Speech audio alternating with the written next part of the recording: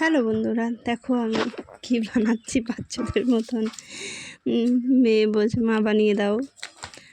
আমি তো পারি, আর অন্য কিছু তো বানাতে পারি না, তুমি আমাকে শিখিয়ে দাও। স্কুলে সবাই শুধু বলে বানিয়ে দে বানিয়ে দে, তাই ভাবলাম ঠিক আছে চল।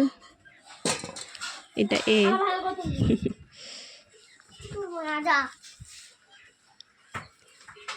দেখো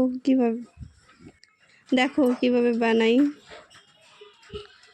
শেষ পর্যন্ত দেখো। যে পিসটা নিয়েছে, আরে বলো না, মেয়ে বায়না ধরেছে বানিয়ে দাও বানিয়ে দাও, কিন্তু ও তো জানেই না এর থেকেই সব কিছু হয়। সে বুদ্ধিটা হয়নি, যাই হোক আজকে শিখিয়ে দেবো তাকে সে বুদ্ধিটা, যে বানাতে পারলে সব পারবে। অনেক ছোটোবেলায় আমরা এইসব করতাম যখন আমরা পড়াশোনা করেছি, অনেক দিন পর।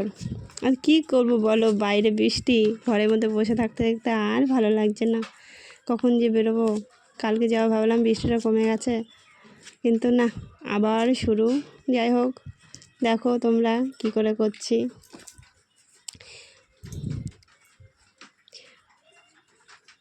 অনেকগুলো করা হয়েই গেছে, কিন্তু মেয়ে বলছে আমি আবার দেখতে চাই, আর একটা বানাও। তা ভাবলাম ভিডিওই করি, সবাই দেখুক, তাই করলাম। ওরও দেখা হয়ে গেল। এটা কিছুই না, একবার দেখলেই পারা যাবে।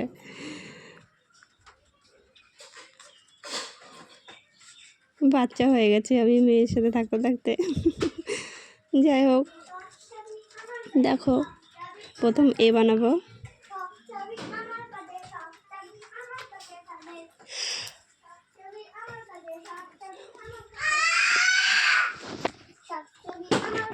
এই যে বানিয়ে ফেলেছি।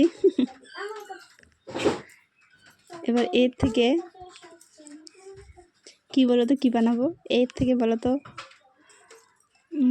থাক, আর টেনশন নিয়ে লাভ নেই। এর থেকে বানাবো। তোমরা মন দিয়ে দেখো, কিন্তু এটা সব থেকে ছোটো বাচ্চারা এটা খুব পছন্দ করবে। যাই হোক, বানিয়ে ফেলেছি। এইবার এর থেকে হয়ে যাবে এম।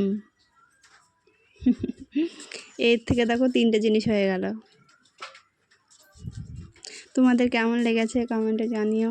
জানি বাচ্চাদের মতন একটা ভিডিও করলাম, কিন্তু এটা আমার মেয়ের জন্য করা। মেয়ে করতে বললো তাই করেছি। মেয়ে কিন্তু ভিডিও করছে, মানে ধরে রেখেছে মোবাইল, আর আমি এগুলো বানাচ্ছিলাম। দেখো হয়ে গেছে, আর বিরক্ত করবো না। সব কিছু হয়